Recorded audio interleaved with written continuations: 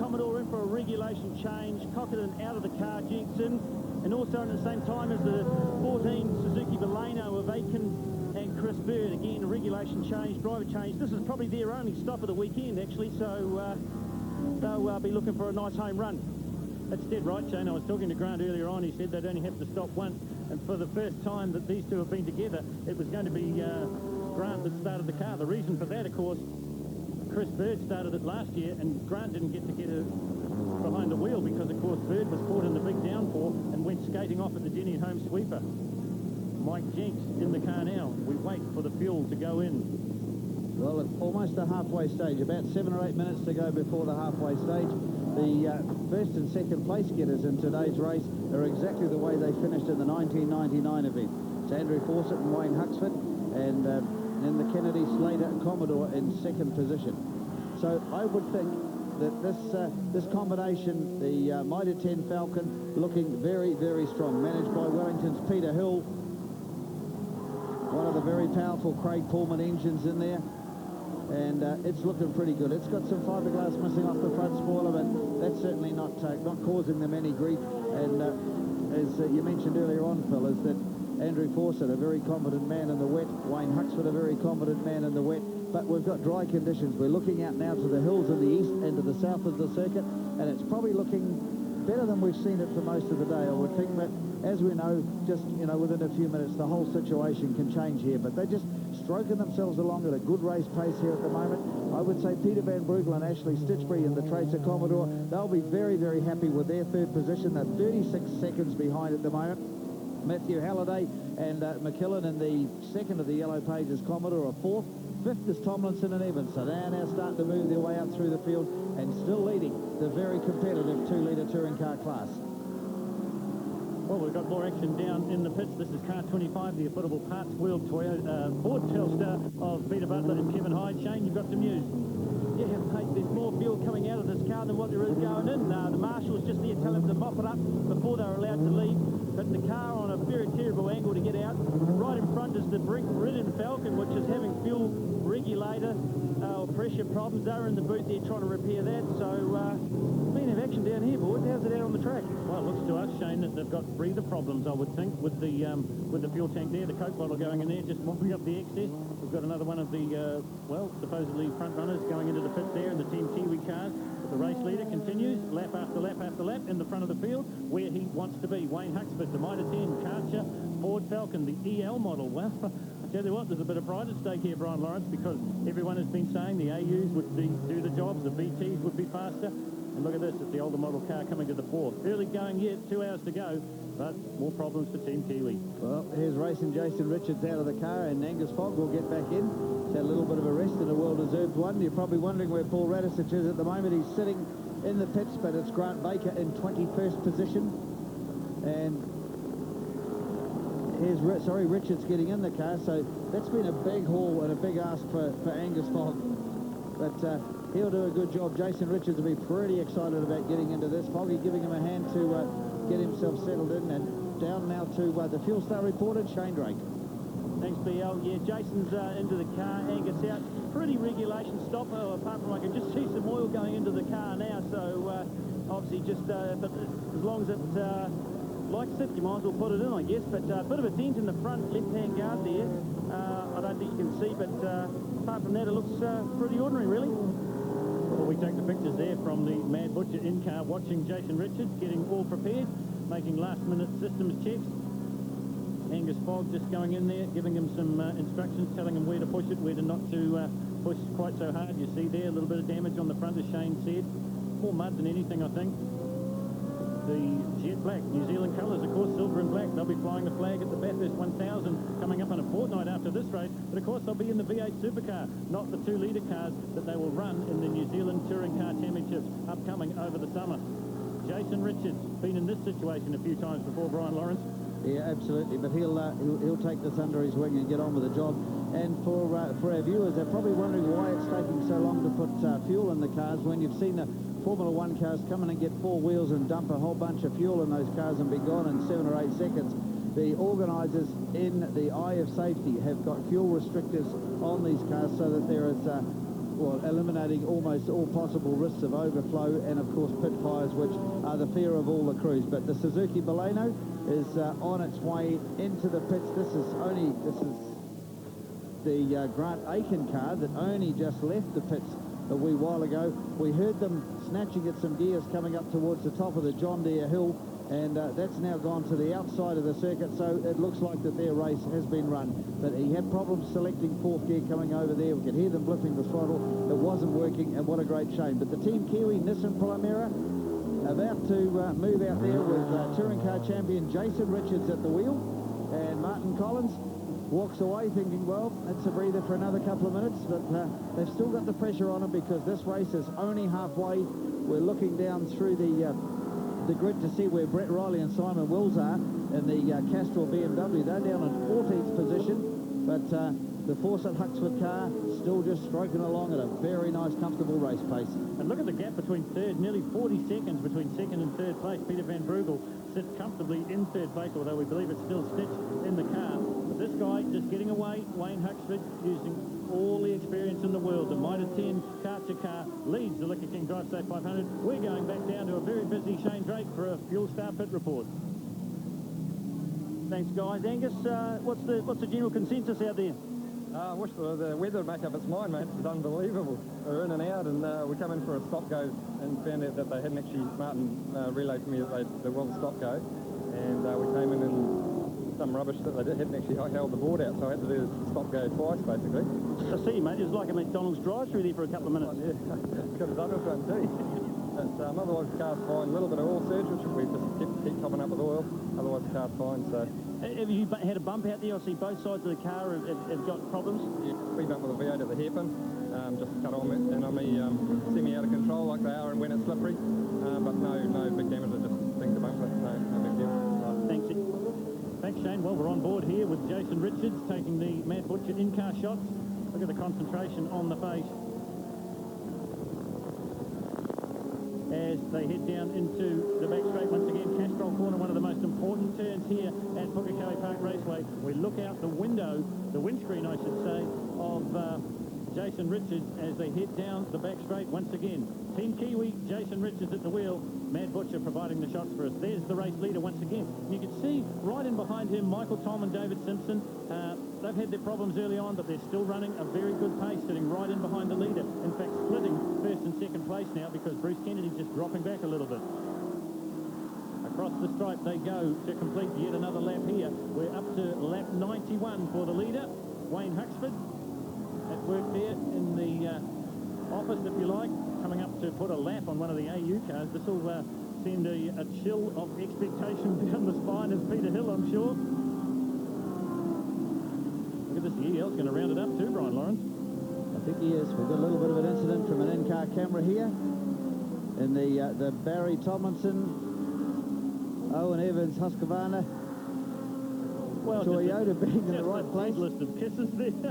I think they're all friends out there, Brian. I think that was an early one from, I think it was Jason Richards in there. The one, Huxford leads it right in behind him. One of the AU cars, I'm pretty sure that'll be Matt Halliday and Shane McKillen. McKillen at the wheel.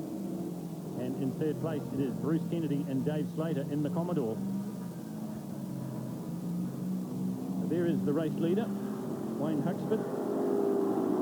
Over the top of the hill he comes once again. Down the front straight, just running a nice race pace, as Brian's told you. Michael Tom still tucked right in the back behind the Yellow Pages car. There is the Heffernan Oliver Toyota just going through your shot there. They're having a pretty trouble-free run at the moment too, Brian. Joining us in the commentary, Ian Spill, a guest commentator and certainly an early retirement. Ian, a lap at Pukekohe with us would be an absolute pleasure. Okay, well here we are heading down the front straight into the sweeper. This is a very fast corner, usually taken up in 2-litre cars. It gets very slippery, and as we approach the S's, we're down into third gear. Depending on the conditions, we're either second or third through here, trying to make our exit onto the straight as fast as possible. We're on board here with, looks like, our Team Kiwi car, actually. And so we're up into second, third, fourth, fifth, and this is the long part of the track where the V8s obviously have a great advantage over what we're doing. Looks like a Telstar up there in front. As you can see, they're all pretty evenly matched. Looks like a pretty good touring car race at the moment. So what sort of speed are we pulling here? At the end of the back straight, we're probably about 230k, 240k in a 2-litre car. Right down to second gear for the hairpin there. Again, the two most important corners of the circuit are the hairpin and that onto the back straight. Up into third and the fourth about now. Very fast part of the circuit, especially with the conditions the way they are right now, very slippery. Again, depending on the track surface, into fifth about now, and letting the car just run as wide as possible over the top of the hill, up to about 200, 210 kilometres an hour before turning into this corner. This is usually flat, although today I don't think it is going to be. Excellent, thanks Ian. Joining us as a guest commentary this afternoon. We'll be giving you an overall update. It's Force and Huxford in front, Kennedy and Slater in second, Van Brugel and Stitchery in a tremendous third, Matthew Halliday and McKillen and the Yellow Pages Ford Falcon. We'll be back at Pukekohe after this break.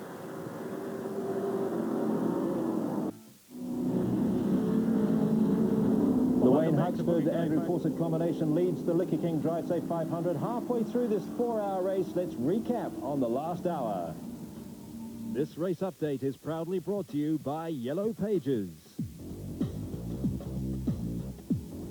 And as we look back at the last hour, a decisive moment in Paul Radisic's bid to win this race, the changeover with fellow driver Grant Baker, and putting on slicks rather than changing to wets. And as the safety car came off, the Radisic-Baker combination rejoined at the back of the field. The new leader was the Johnny McIntyre-Glenn Collins combination in the Holden Commodore VS. However, that lead disappeared in a messy pit stop. There were fuel problems and other difficulties, and any hopes that the Collins Group Limited team might have had really suffered there. And difficulties too for the inexperienced Grant Baker, going off at the end of the back straight, beached in the deep gravel, and it took quite a while before Baker could be helped out of there. Race leaders Wayne and Andrew Anderson were forced out. They tried to ride out a tyre problem for a while. There were obvious problems with the tyre rubbing, and in the end it was too much for the uncle-nephew combination out of the Liquor King Drivesafe 500. While you rejoin the action here at Pukekohe Park, we're on board with Jason Richards, the number 31 pit stop car. They had a little problem just as we went to the break.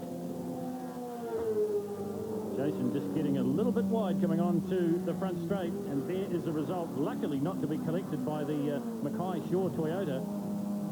And Ian Spurl up here still with us, and the heart was in the mouth there for a while, Ian. Certainly was. I think maybe Jason got a bit wide in the slippery part of the circuit and got a bit carried away, I think. But certainly looking at his lap times, he's pressing on real quick. Just shows the car's capable. We're just got a few little teething problems at the moment. I'll tell you what, you wouldn't want to play poker with that guy. You couldn't read anything in his face. You could say the same about this man as well. Wayne Huxford at the steering wheel of the Mitre 10 Ford Falcon. They won the race last year, and just having a look at the front of the spoiler there, maybe the air dam just starting to split, and maybe we may see the car, the Mitre 10 car in the pits in the not-too-distant future. Have a look at that. Probably from the incident earlier on when they tagged the pit wall with Andrew Fawcett at the wheel. They came in, got a little bit hot into the left-hander and just tagged the wall. There are the damage quite distinctive there on the front of the Mitre 10 car. But for the moment, they lead the race from second place man Kennedy and Slater. In third, it's another Commodore in the form of Ashley Stitchbury and Peter Van Brugel. So all those people predicting a Ford win, at the moment they'll be happy, Brian Lawrence. But look at the Commodores queuing up to take the number 1 spot. Well, I think so, but here we've got some more dramas here. Car number 9 in the beach. It's the Dale Lambert Jason Lefting Midway Motorsport Commodore, and I think we're going to get another yellow one out of this one, Phil, because it's well and truly in there, but it's at the end of the back straight, which is certainly a position that you don't need to have a beach car for when they're coming at speeds from 260, 270 kilometres an hour, as Ian was saying just a few minutes ago, and that thing is exactly right in the line of fire. Now, we'll see if we can see who is actually driving. Jason Lefting, he's not going to be very happy about that one. He's looking around. Help, help, he says. I need help in the worst possible way. And, of course, over there now with all the rain that's been here, we've got to make sure that the tow vehicle is actually going to get the traction to get it out. But that car's probably further in when you look at the depth of the rear wheels where that one is than what Grant Baker's Yellow Pages Ford Falcon was. Well, it looks like we're going to see, perhaps, as Brian predicted, the safety car come out again. At the moment, though, it's race pace as usual as we get into the 100 lap mark for the race leaders anyway, and it's still the number 1 car at the front of the field. Down the back straight they go, grabbing gears, building speed as they come down into the braking area. You'll see the beach car of Lefting and Lambert. There he is. It's right off the racetrack, but it still is in a dangerous spot. I don't want to influence the officials at all, but I think, I'm with you, Brian, I think we may see the safety car. Ian, a very difficult time for somebody when you get beached up like that as the safety car comes up. We've got a bit of time to chat away about what goes through a driver's mind when this happens. I mean, something goes wrong, you're beached. How does it feel? What happens? Not how does it feel? What happens from here? Well, I guess the first thing is it's very disappointing, but I guess it's probably only been a minute that he's been sitting there, but it just feels like about an hour while he's sitting there waiting for somebody to get you out. You see the cars coming past you. It's very, very frustrating. It looks to me like he's been running on slicks, the times that they're on slicks, but it's very difficult out there for the guys at the moment. We've got wet patches on the circuit, which means that if you're just even a foot offline, you can get out of shape. That's no good. Well, while they fish the car out of the gravel, we'll go to a break and return to Pukekohe just shortly.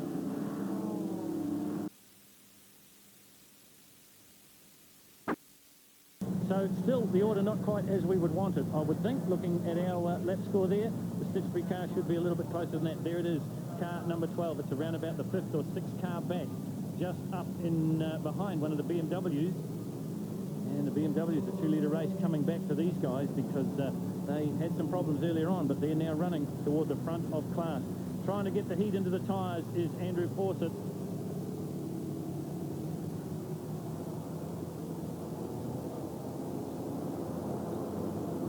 We'll do another lap at least, I would think, behind the FTE Falcon XR6. Ford Tickford experience, that Falcon being launched in New Zealand in next week, I believe. Have a look there as the field shuffles along, probably the slowest they've gone all day. The Mitre 10 Falcon leads it. Van Brugel, Stitchbury in second, Kennedy Slater third, Halliday, McKillen in fourth. While the field trundles round as slow as you've seen them, let's go to a Fuel Star pit report. Shane Drake. Yeah, thanks, Phil. The actual Mitre 10 boys actually stopped too early because they've actually given away the lap advantage that they had. If they waited for another lap to get a better position where the pace car was on the circuit, they actually would have retained their lap advantage. I've just been talking to Peter Van Brugel's team, and mate, they are super excited about the prospect here, so look out, there's some fireworks to go on. Thanks, Shane. Well, we'll just see if we can pull back out of the shot and have a look at the gap here that we were talking about before. You have a look at the front car, go back 5 cars, see the white Commodore on your screen. There's the victim. The next car back with the yellow front should be on the back of it. That BMW should be on the back of that. And there's actually Stitchbury that really is being put to a disadvantage because the drivers in front of him are not playing the game. So updating for you the positions. The Falcon leads it. The Commodore of Stitchbury and Van Brugel in second place. Kennedy and Slater are third, 1 lap down, 8.2 seconds. At one stage it was a 45-second lead, and after that it was laps and laps, so the gaps have come down. As you said, Brian Lawrence, we're in for a fantastic finish to the Liquor King Drivesafe 500 for the year 2000. Safety car in the pit entry. We're set for a restart, and I'll tell you what, Andrew Fawcett will have nothing on his mind but winning this race. They did it last year. They were, well, some say they were fortuitous with their pit stop decisions. They certainly came in before the race was neutralised. They got the big advantage, but now they're going to have to race for their money and the trophy. Well, the Ford fans are going crazy here. The Commodore fans are going crazy for Ashley Stitchbury. The popular Hawke's Bay, now Auckland-based driver. Oh, that's a stupid move. Tom. That is just, that's rock ape material. He's got nothing to gain. He's actually sitting in 5th place, and he's 4 laps behind the leader, and he tries to pull a stunt like that. And that's all it can be described as a stunt to take out the race leader. So we're now looking at the chase down here. Here's the Anderson, Valvoline, Cummins, Diesel, Pertec, Commodore on the big charge. This was the race leader earlier on before it had problems with the diff. And they're certainly got their race face on to see where they're going. But the chase coming on here is we're going to be keeping a real close eye on young Matthew Halliday, the new find out of Formula Ford, now into Formula Holdens. And doing a grand job here on the Yellow Pages Ford Falcon. Here it is again. Michael Tom comes up the inside. Well, Brian, the reason for this is because 15, Manuel and Tom are battling for 5th and 6th, so really he's racing, so he didn't have too much else to do there. Oh, look at this. More drama here. Once again, it's at the hairpin, and it's the 37 car. It's the Shane McKillen, Matthew Halliday Yellow Pages car. So we're going to see the safety car again, I think. There is Matthew Halliday at the controls, trying as hard as he can to get that car from its beach position. It isn't going to do it. We look out the back window. The officials have a look. What do you think? Thumbs up? I think he'll say thumbs down in a little while. So Matt Halliday has put it off the circuit as well. Here's the Fuel Star replay. Watching for the Falcon, flashing through your screen. Just too fast, too hard into the hairpin, and there is the result. Oh, and it takes a big hit into the tyres too. That came in there real quick. When you look at the normal court, he was pumping something on the floor, like he was pumping the brake pedal or pumping the throttle or something. But it's not the throttle jam, because Matthew Halliday, being Matthew Halliday, he's backing it out. So have a look as the Yellow Pages car will go back to the pits just for a cursory look, I would think. We take the Yellow Pages camera as Matthew Halliday gets it straight back to the pits just as fast as he can. Meantime, we're still on full race pace as we look for the Yellow Pages car to come through. Race leader still the Fawcett Huxford Falcon. Into the pits goes the Anderson Commodore. I'm pretty sure that's not a scheduled stop either. So drama of plenty here as we watch the replay once again. Watch the Falcon, it flashes through your screen. He's just overcooked it and gone way, way over. Missed the gravel trap, got onto the grass, and the car's probably accelerated, and it takes a big hit into the tyres. So they'll be back in the pits very shortly as we set you the Anderson car back into the pits. And lots of smoke now pouring from the Pedersen manual motor up Commodore. Drama of plenty here. Hey, I tell you what, has this been the best race we've seen for such a long, long time? This is unbelievable. If anything's going to rip your heart apart, it's motorsport. Well, we'll keep an eye on the motor up Falcon, but also I'd like to keep an eye on the left rear guard of the Falcon, because Michael Tom hit it pretty hard, and while he didn't spin it, let's have a look and see if it's actually put any panel damage on it, which will cause the tyre to rub. But there's the motor up Commodore puffing a little bit of smoke there, but Paul Manuel and Paul Pedersen done a fabulous job in this car. They went from their later model car back to this one, switched all the running gear over to it. They said it's not quite up to race pace at the moment, but look who's on the back of it. Here's Stitch. He knew what was required of him, and he's up the inside. This is the gap. This is the race for first and second with but 25 minutes of the Drivesafe Liquor King 500. Couldn't be any closer now. It was 8.4 seconds. It's now down to, well, a hair's breadth. Look at the Commodore monstering the Falcon. Who's got the better tyres? Who's got the more fitness? Who is going to win this race? The Mitre 10 Falcon in the front. Right in behind him, the man in second place, the Van Brugel Stitch-Free Commodore, the Steinwise Tracer construction car. I know that when they bought this car from Dean Mildenhall, they rebuilt it from the ground up. They put a new roll cage in the car. It's a lot stiffer than it was when Mildenhall ran it last season. And have they got a good combination? Peter Van Brugel finished as high as third in the New Zealand Touring Car Championships, and here comes the pass. This is the pass for the race lead, and Van Brugel's gathered up the courage, or is it Stitch? I think it's Van Brugel in the car, and he's gathered up the courage, and the Mitre 10 Falcon now goes back into second place. For the first time in about the last 40 minutes, the Falcon is not leading the race. Look at the way they're hopping over the curb. Brian Lawrence, this is going to be a sprint to the finish. Well, we said it was basically going to be a sprint race. We said that nobody was actually going to sit back and cruise. And boy, there's no question about the man behind the wheel of this Commodore. Now, the thing is, he's got the fresh tyres on it. Let's hope he's got the brakes to stay with it as well. He's got a lot of things to contend with on the way through. Here's the replay here on the Fuel Star, right up the inside. And the Commodore just, you got to say, he did a better job. Fawcett left the door open there. Oh, some wreckage tailing off the back of the Commodore as well. That was probably from the hit from the motor-up car, I think, earlier on. Well, the Falcon had long legs before, but the Commodore's got longer legs on this one. Here's the Matthew Halliday Yellow Pages Falcon back underway again. We're just keeping an eye on the front of that. It doesn't look to be too badly damaged. I think they can certainly thank the tyres for that one. Well, Halliday's still running fourth. I guess he doesn't really want to go into the pit. Fantastic battle here. There's the front two cars, and just in front of them is the battle for fifth and sixth. The motor-up car of Paul Manuel and Paul Pedersen, and of course the Michael Tom, David Simpson Commodore. But where the action is at the moment is coming up over the hill, and it's the Commodore and the Falcon racing for the front in the Liquor King Drivesafe 500. He's driving away from him. I can't believe he's just treating this thing like a sprint race. Well, they said last year, didn't they, that if the cars would run that pace all day, they would do it.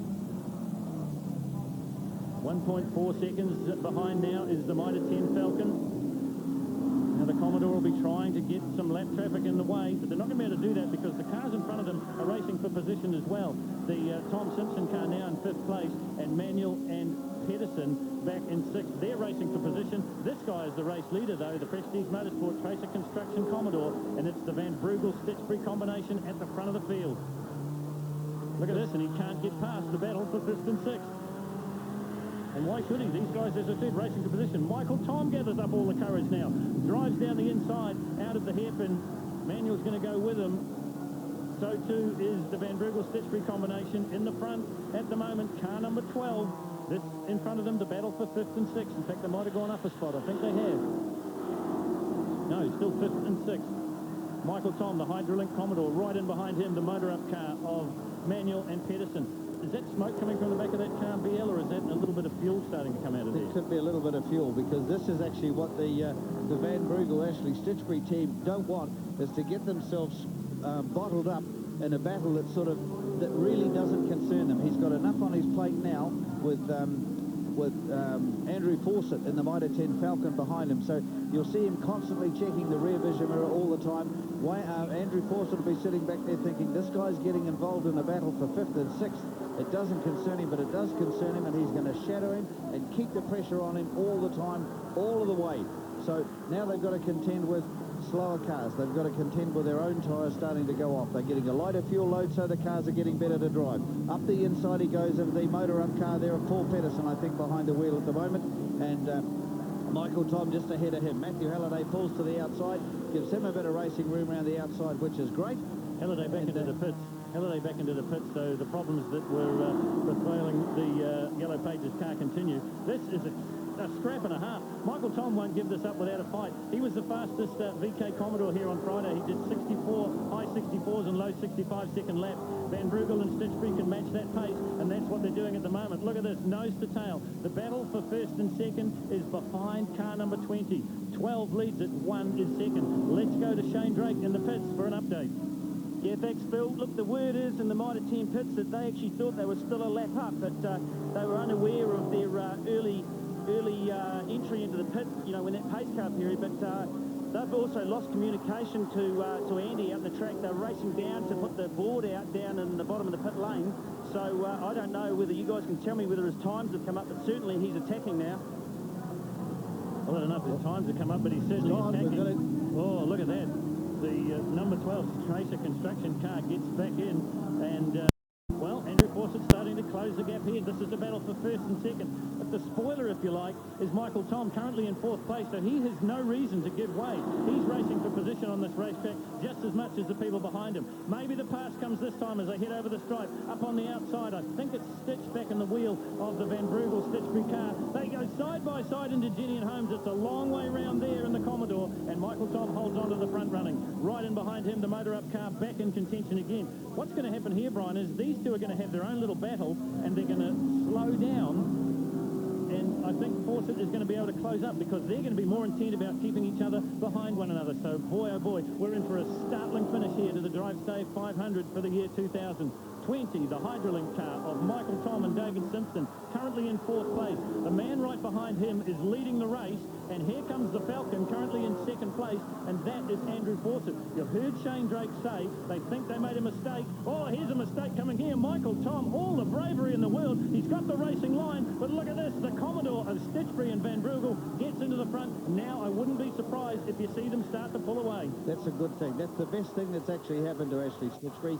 It's call it a bit of luck, call it whatever, but Michael Tom has been right on the edge all the way through. I'm not saying that the others aren't either, but look at the buffer now that he's got, and he's got Paul Pedersen up there in the motor-up car that he shares with Paul Manuel, and he's put the Mitre 10 car back, not back one place on the road, but not back one place on the leaderboard. So this has probably opened up a little bit of breathing space that allows Stitch to get on with the job. The Tracer Commodore showing a little bit of bodywork there, but everything looks good. Remember, he's on a good set of fresh tyres. They had this pit strategy absolutely spot on, right to the button, and look at the gap that he's got now. So the Mitre 10 Falcon, 2 cars back.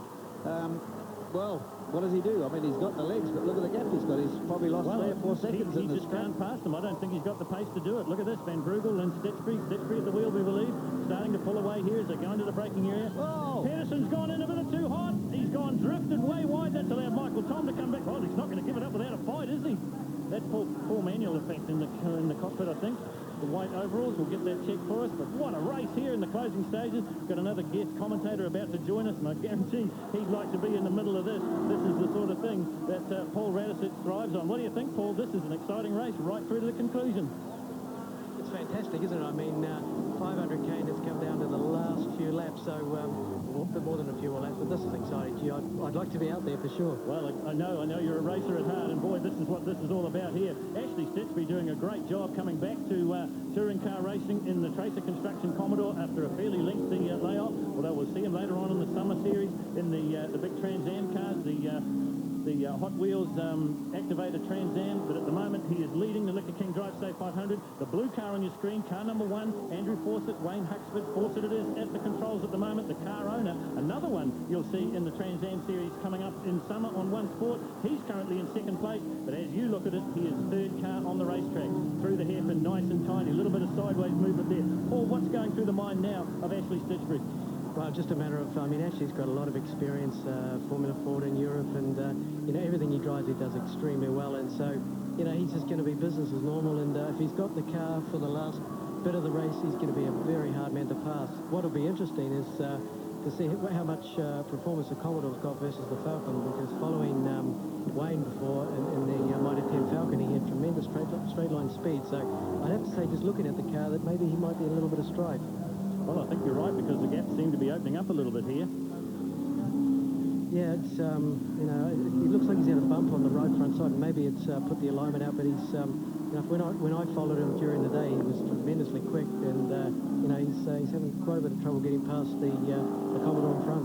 You raise a good point there. I mean, these cars look really robust. It only takes a little bit of a tap on the front suspension or something like that, and it just wrecks the whole setup, doesn't it? I see exactly what's happened. He's had a bump on the right front, and particularly over the fast, coming up over the hill and so forth, he's having trouble. Oh, look at this, he's overcooked it into the hairpin, and that's going to allow the Tom Simpson car to breathe again. He goes back onto second track position, remember, 4th place, this man in 2nd place, this man getting away. I know it's too early to call it yet, Brian Lawrence, but it's looking better and better for Van Brugel and Stitchbury. Well, they always said it was Henry versus the General that was going to bring the fans in the gate. It was going to be Toyota versus BMW. And the replay here, the Fuel Star replay, watch Andrew Fawcett just gets a little bit in over his head. You can see exactly what, because he's lost the front splitter in the front of the car, and of course he's got a huge amount of rear wing on. He's got a lot of understeer trying to get into the corner, and of course high-speed corners, he's just got a super amount of understeer. So, well, Wayne's going to really struggle for the rest of the race, unfortunately, which is a real shame. Well, there we are, expert comments from a man that should know, Paul Radisson. Paul, a great race for you, but certainly not the ending you wanted. No, it wasn't. You know, we lost 2 laps playing in the kiddie litter, and once we got out, it really was just a matter of doing our best and trying to catch up a few laps, but unfortunately, mechanical problems as they were. Well, you've got to give Andrew Fawcett a rest. He's going to have another good, hard look at the Commodore in front of him, the Hydrolink car of Dave Simpson and Michael Tom. We believe it's Michael Tom in the car. This is Ashley Stitchbury. He's the race leader. Oh, the car getting a little bit tailing there. Perhaps maybe some tyre trouble, Paul? Well, I mean, the tyres have been on for a long period of time now, but no, the cars do move around. It's very bumpy coming up over the mountain, and the cars tend to slide around. But, yeah, it's business as usual, and Ashley won't be having any trouble with that at all. But, you know, if anything, he's sort of stretching out as lead as he goes. Well, we mentioned the tyres. Just look at the debris and the rubber all over the racetrack. Yeah, the track is very slippery, but, you know, they're very hard, durable Dunlop compound tyre, and, you know, it'll withstand it, no problem. So the race leader is Ashley Stitchbury in the Tracer Construction Commodore, but there's all sorts of drama happening, and there it is, the Walker Wireless car. Now, we believe it's Bruce West, the Canadian, at the wheel of the car. He's just had a very big spin at the exit of the hairpin, and look at this. Are we going to see the safety car out here again? And that is going to close up the gaps between Fawcett and Stitchbury. The car is stopped. They can't move it. I'm sure, Brian Lawrence, we'll see the safety car. Well, I hope we don't, because this is going to put an end to it. Otherwise, one of the best races I've seen for an awful, awful long time. They're getting it fired. He's all over the... Oh, he's pulling him. He's on the inside line. Just looking at some lap times. Ashley Stitchbury, 67.2, 66.9, 66.5, 66.7, 67 dead. The last lap wheeled off by Andrew Fawcett, 67.5. So the good old Falcon, she's a long way from tied yet. Yeah, and that good consistent times, you know, to do 5s or 6s, you know, is tremendously fast, and particularly for this time of the race. So, you know, to be doing 66s, he's in a groove, and I know that the car will keep running all day at those sort of pace. Well, about 10 minutes to go in the 2000 edition of the Liquor King Drivesafe 500, and it's looking better and better for the man on your screen at the moment. Ashley Stitchbury leads it. The Falcon of Andrew Fawcett in 2nd place, And as we said 10 minutes ago, still anything can happen, Paul. I know you've been in the situation. Well, Bathurst, a great example from last year. You thought you'd led the race for so long, and then just a small problem, and it's all over. Absolutely, and you know, I mean, Ashley's got a reasonably clear track here, but things can happen. But as I said before, if he's doing 66s, I know he can go a little bit quicker, and he doesn't need to. He's opened up a good lead, and you know, he should be listening for all the right noises. Well, Michael Tom still providing the spoiler roll there, keeping Andrew Fawcett behind him and further away from Stitchbury. And look at the Manuel Pedersen car. They haven't given it up all day. The motor up car, remember, he was originally scheduled to drive the VT Commodore. He decided to drive the older model car, and it's a decision that's paid off for him. He's currently sitting in 5th place at the moment, Manuel and Pedersen. But this man is sitting in 1st place. The car looks dirty, but it still looks good on the racetrack. Well, I think that's a tremendous drive from the Paul Manuel, Paul Pedersen team. I mean, that car was blowing smoke about 8 or 10 laps ago, but it seems to have gone away, and both of them very, very determined drivers. They ran in the Cat team with the 2 cars in the early V8 lights, as they were known in those days. But one thing we look at here is that people were talking about EL Falcons and VL Commodores and VTs and VS Commodores, but these cars are very strong, very reliable. Good old Kiwi ingenuity. They've created a tremendous class of racing here. It began back in 1994, for memory, and it certainly has provided fast and spectacular racing around our circuits up and down the country. None more now than whoever thought at the end of 500 Ks that we would have a sprint race on our hands. Well, just the 5 seconds in it, 5.22, the gap to Van Brugel, or to Ashley Stitchbury, I should say, in the Van Brugel Stitchbury Tracer Construction Commodore. And boy, I just watched out the commentary window there. Andrew Fawcett is driving like a man possessed. He was all over the back of the Simpson Michael Tom car. Just really wants to get past. I think if he does get past Paul, I think he might be able to close the gap a little bit on Ash, but it's one thing to get close, isn't it? It's another thing to pass. I mean, Ash has really pulled out a good lead now, and we need a safety car for him to pull it back. You know, the cars are very, very evenly matched, as we can see. So it's going to be pretty damn difficult for him to pull it back unless Ash makes a mistake or has a problem. Here comes the pass. Can he get by this time? Trying to go around the long way as they come into the braking area for the hairpin. But it's Tom's got the better line down on the inside. Oh, Fawcett's gathered up all the courage. He's going to go round the outside. Is it going to work for him? The next corner's a left-hander, so he's in the right position. Can he win the drag race out of the turn? He does so. So the Mitre 10 car now sits second on the racetrack, second overall in the race. And more importantly, he's lost the attention of the Simpson Tom car. Manuel still right in there. This race is a long way from over. He'll be happy with that, so now he can get on with the job of chasing down Ashley Stitchbury. But let's have a look at the times. They're both lapping in 67s, one at 67.1, one at 67.6, so we'll see whether this gap can be pegged back. But I think Paul, with about 8 minutes of the race remaining, that's a big call on Henry Fawcett to pull that gap back. Yeah, you're right. I mean, he's done a terrific job to get past there, and he's got the legs in a straight line, so as long as he gets a break in the straight, he should be okay. His biggest problem is just trying to stop the car and get the car turned in with no front aerodynamic. So, gee, he's doing a brilliant job just keeping them behind. But you can see there he's stretched out. He's got enough now just to sort of cool it all down, and if they catch up a bit in the corners, it won't be a problem. Concentration level now, up against the rev limiter, or still pretty much the same? Well, no, I mean, concentration all of a sudden comes down to 8 minutes to go, and, you know, the green light flicks on, and you can see that the result is going to be there, so believe me, these guys are well awake. So how have you found the circuit here since you last raced on it? Still in good nick? Did it deteriorate during the day? Well, they have done quite a bit of work on Pukekohe, and particularly the right-hander champion off the front straight. It's much smoother there now, but of course it's still very bumpy going into the mountain and over, which I think makes Pukekohe very interesting, to be honest. Brian, what do you think? Well, I think they've done a tremendous job here. There's, over 300 odd acres for them to maintain down here, and it's a 365-day-of-the-year job, and the drivers love it. They've invested a huge amount of money here, nearly $100,000 over the last 8 or 9 months, and it certainly is it's starting to tell. And I think when we looked at the condition of the rain that the bike guys and the car guys have been running in, and yet, you know, the incidents and accidents were right down to a minimum, so it's really good value. But Ashley Stitchbury, is he probably listening for those little rattles that perhaps aren't there, and the little bumps and the things that go bang in the night? A lot of things going through his mind as he heads towards the podium. I'm sure he is. I mean, he hasn't got the pressure on him now. It's just a matter of, you know, he's been doing it all day. He knows the lines, he knows the conditions. Definitely not going to rain over the next between now and the end of the race. It's just a matter of keeping mechanical things running and being nice and easy on the gear change. Because, you 4-speed gearbox. The gearbox is, you've got to be very gentle with them, and it doesn't take very much for a detent spring to break or whatever. Then you're out of gearbox. So he'll be thinking about things like that and just keeping it really smooth. Creature comforts in the car, good. The steering wheel's covered. And the seat has, of course, got a nice bit of foam on it. Very few creature comforts in there. There's no CD, Brian, so, you'd probably struggle with that. I'd be hopeless. That's why I'm on this side of the fence. Paul, tomorrow off to Australia. What happens over the next week as your life unfolds towards Bathurst? Yes, off earlier in the morning, and 2 days of intense testing with the Dick Johnson Shell Falcon, and all preparations go for the following weekend's race at Mount Panorama. Sunday week, heading for the podium, 2 weeks today. Let's hope so, Brian. Great stuff.